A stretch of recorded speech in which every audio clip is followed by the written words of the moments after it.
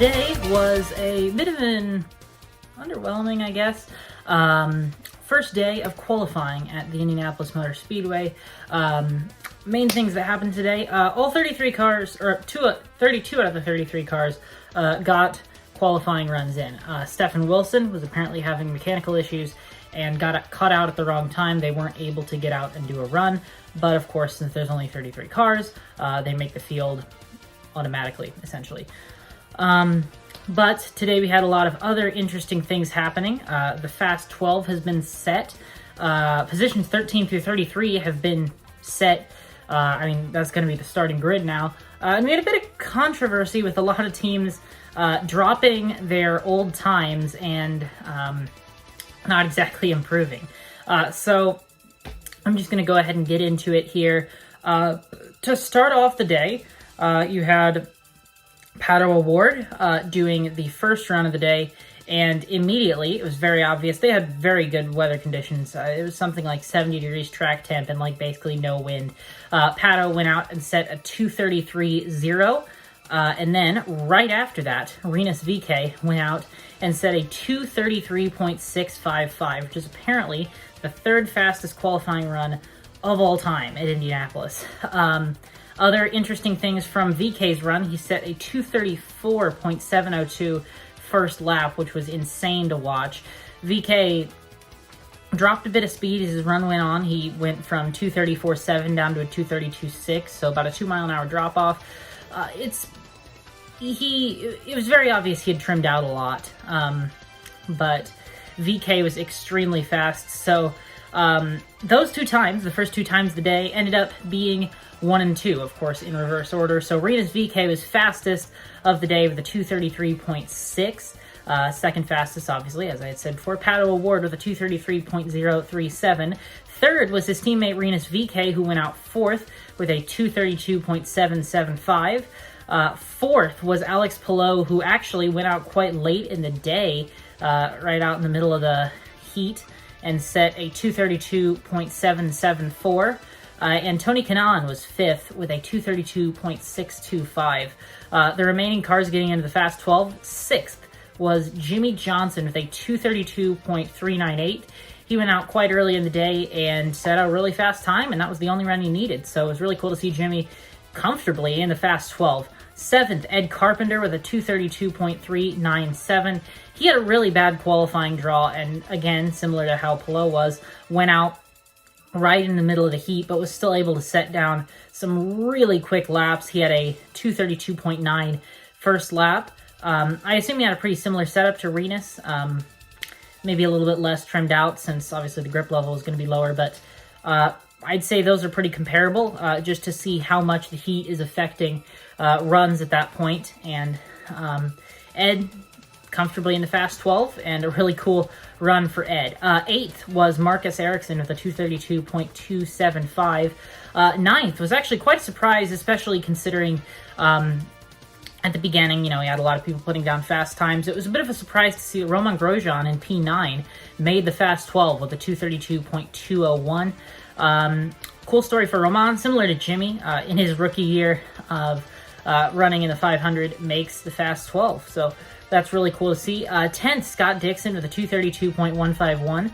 11th was Will Power with a 2:31.842, who went out quite late in the day, but they had actually gotten some cloud cover for his run, so it cooled the track off a bit.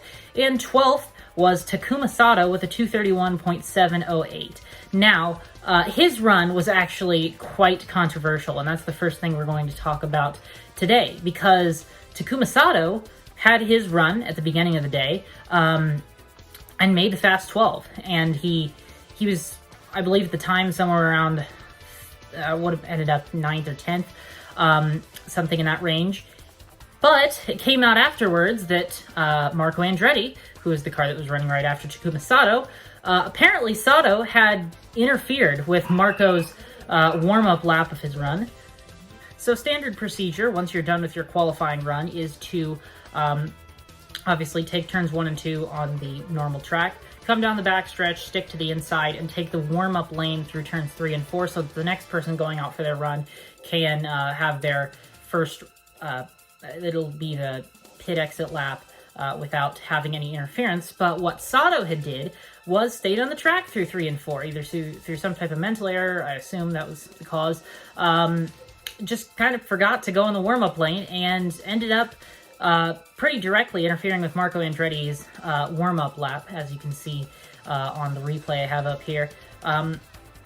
Probably didn't affect Marco actually that much, but it's definitely a bit hairy when you have people trying to avoid other cars in qualifying at Indy. I'm sure that was not what Marco expected coming into turn number 3. And Marco's run, as I'll talk about in a minute, didn't actually go so well. He had some engine issues on his second lap coming out of turn 4. Had some type of engine issue, and the engine just quit working for about 10 seconds, and he ended up continuing on with his run, which was odd to see, but he was able to get the engine back running and continued on with the rest of his run, and had a not-so-great time, but he was able to get out again later in the day.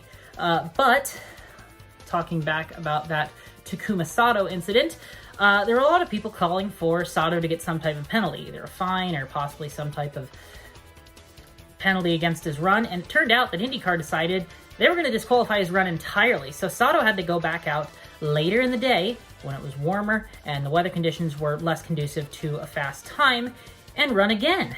And it turned out for Takuma Sato that it worked. And Sato made the fast 12, barely. It was slower than his original time, but he did make it. He put himself 12th at the time and was able to hold that position somehow throughout the next hour and a half of people going out for runs, and then the rain came. But that run in itself was actually very interesting, because Takuma Sato seems to be unable to avoid controversy today, because on his third lap, coming out of turn 2, he tapped the wall. The right side of the car just had a bit of, took the lettering off the tire and might have messed some stuff up with the side of the car. But he was able to continue with his run and finish in the top 12.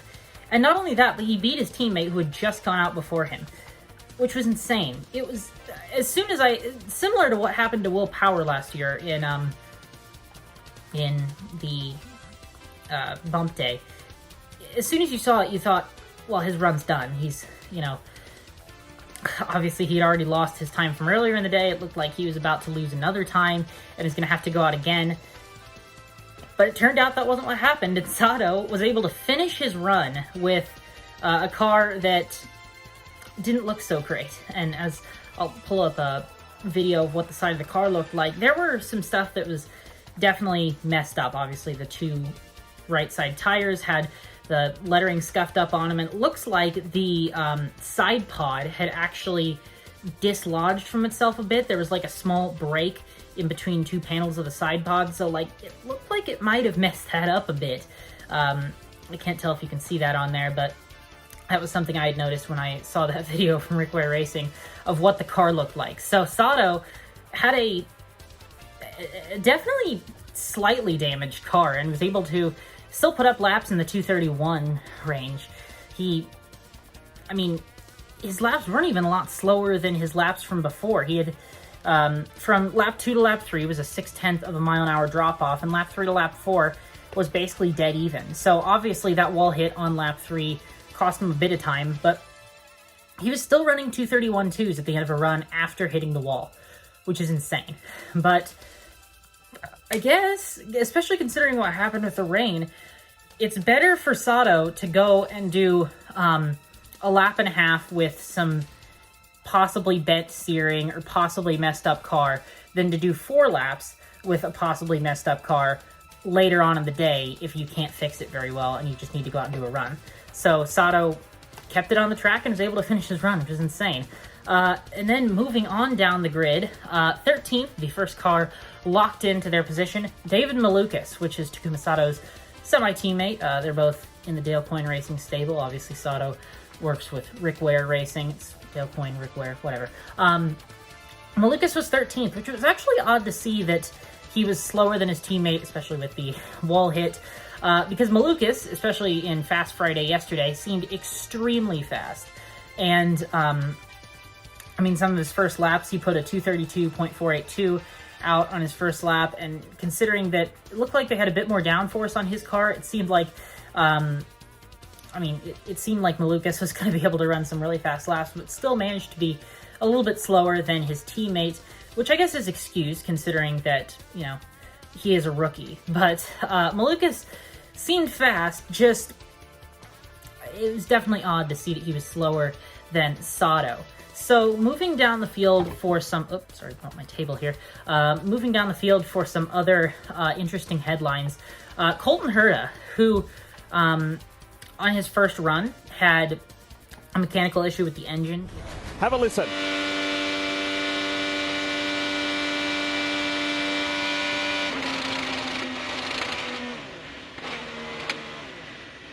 That sounded I think that might be the engine gone. It basically just stopped working. Sounded like some type of gearbox issue, might have broken a gear or something. And they had to do a full engine change, and came out later on in the day and put up a 2:30.235 lap, which put him 25th. So Colton Herta was the slowest out of all the Andretti cars, which is kind of insane to see. Of course, considering the engine change, it's not entirely unexpected, but it is odd to see Colton Herta slower than people like Marco Andretti and Devlin DeFrancesco, who Devlin's a rookie and Marco's an Indy 500 only driver. So especially considering how Colton's been doing recently, it's interesting to see him down there. Next up was Alexander Rossi, who had a bit of a bad run on his first run. It seemed like from his first couple of laps that he was really on pace and definitely going to stick it in the fast 12. And then he fell off in the last few laps. Either they had trimmed the car out too much, or it was too loose, or whatever, and he was just losing speed consistently. So Rossi put the car, it ended up being 17th after he finished his run and after everyone else got runs done.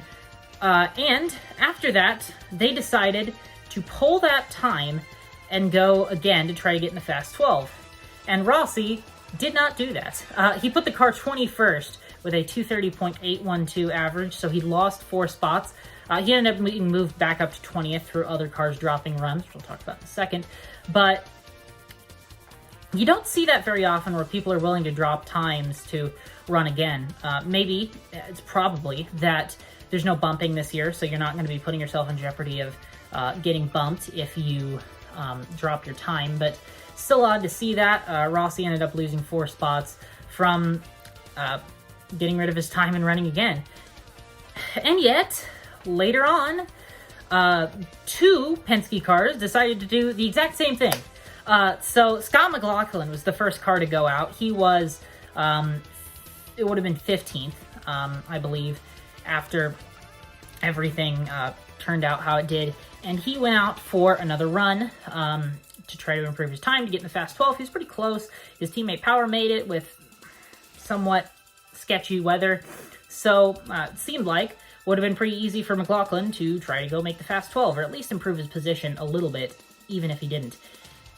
But he did the exact opposite, and fell down to a 2:30.154, which put him 26th in the running order. So McLaughlin voluntarily withdrew his 15th place starting position and put himself 26th.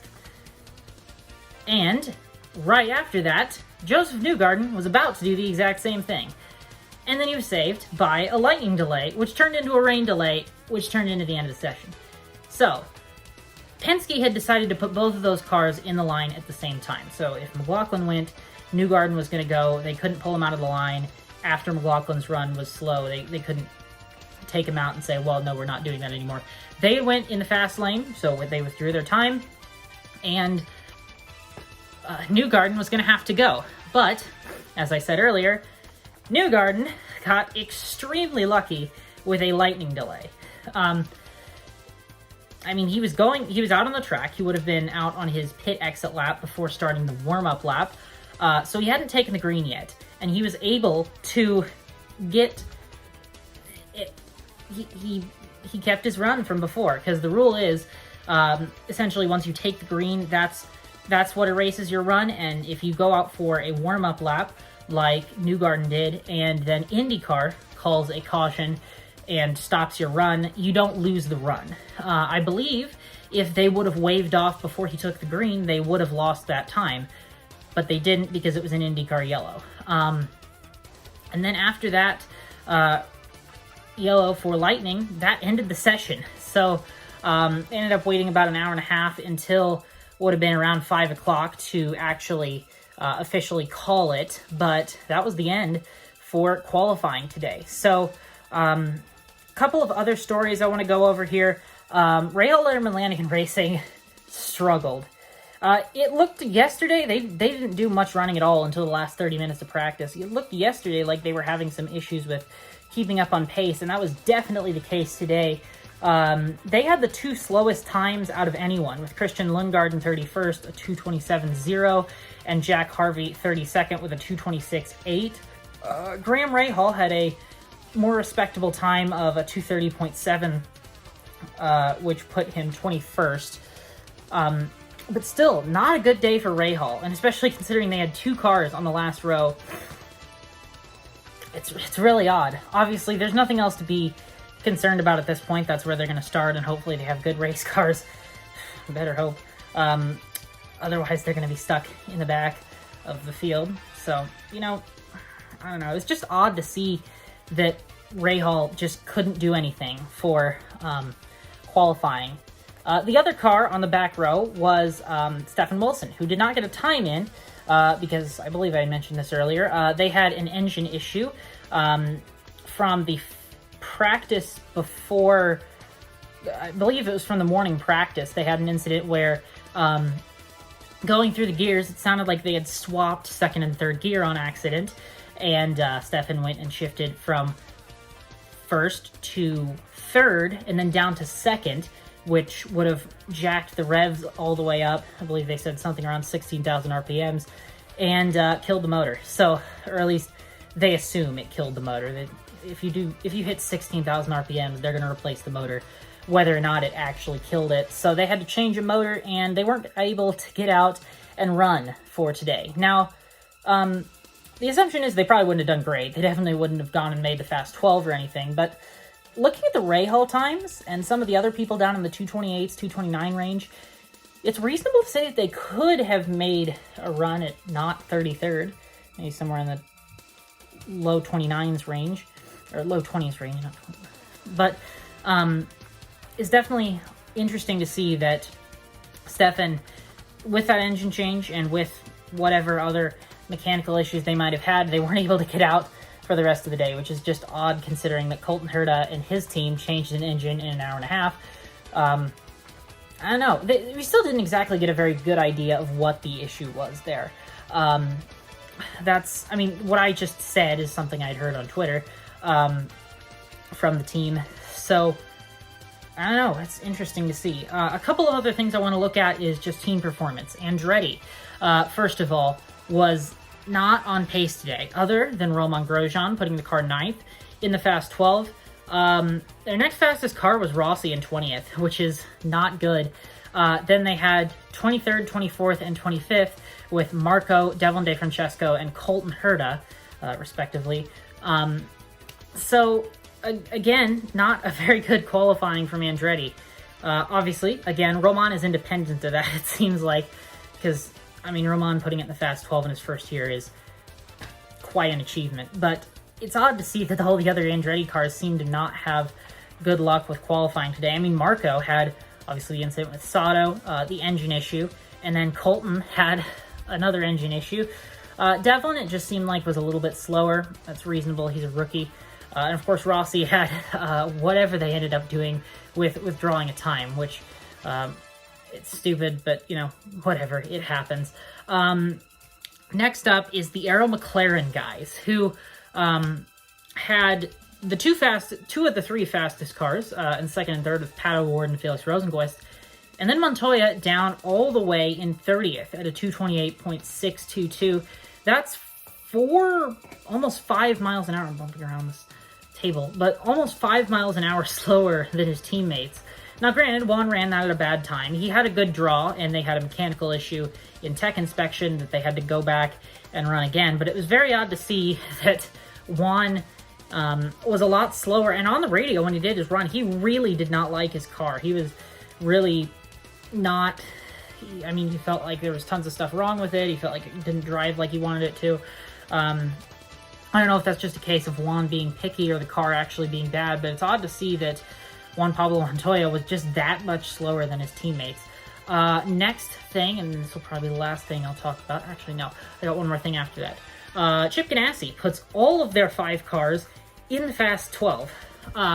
You had Alex Palou in 4th, Tony Kanaan 5th, Jimmy Johnson 6th, Marcus Ericsson 8th, and Scott Dixon 10th. And they all ran at some not exactly great times, other than Jimmy and Tony, oddly enough. What you'd think of as the slower guys within the team. Palou, Marcus Ericsson, and Dixon all had some bad draws. They had to go out in some pretty warm weather, and they were still able to put the cars in the Fast 12. Now, granted, from what we've seen this week and from what we've seen in the past, that's expected, but it is interesting to see if they were able to put all 5 of their cars in the Fast 12. And Scott Dixon was 10th, oddly enough. The slowest Ganassi car was Scott Dixon. That's also not a common thing. So, cool to see Kanaan up there in P5, Jimmy up there in P6. It's really cool to see all those cars up in a fast area. It looks like Ganassi is going to be a threat tomorrow, especially if they end up getting some good runs. I wouldn't be surprised if you could see someone like Palou go out and challenge for pole. I don't exactly know if anyone's going to be able to challenge Rinus's 233.6, but I think Palou might be close.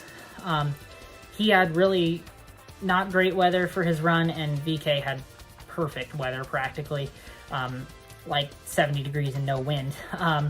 So it'll be interesting to see tomorrow, probably in the Fast 6, I guess in the Fast 12 too, how people end up placing.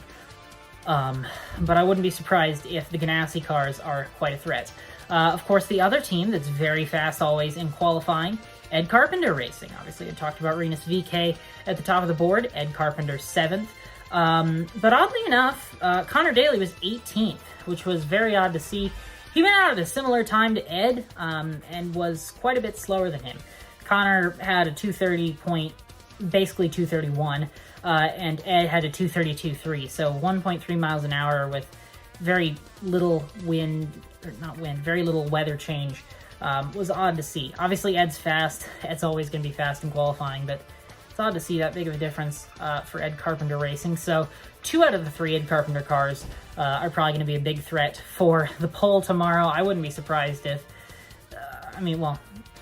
it's probably going to end up being Ed Carpenter, Ganassi, and Arrow McLaren are the 3 teams challenging for, the pole, the Fast 6, whatever.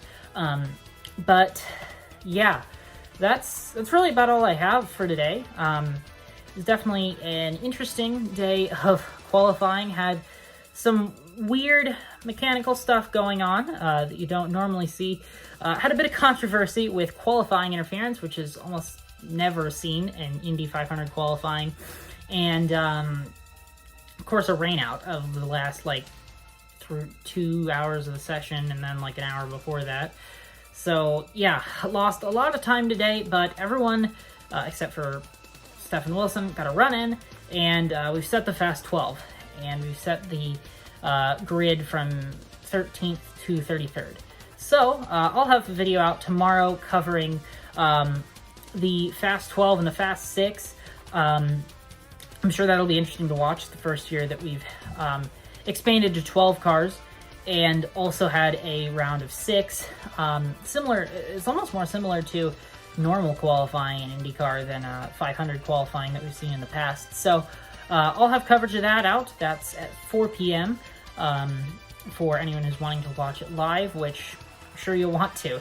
We've had some big speeds today, and I'm sure tomorrow teams just have a little bit more information that they can work off of, and hopefully late in the day around 6 o'clock we can see some big times. So that's about all I have. Thank you guys all so much for watching. I'll see you all Sunday. Bye.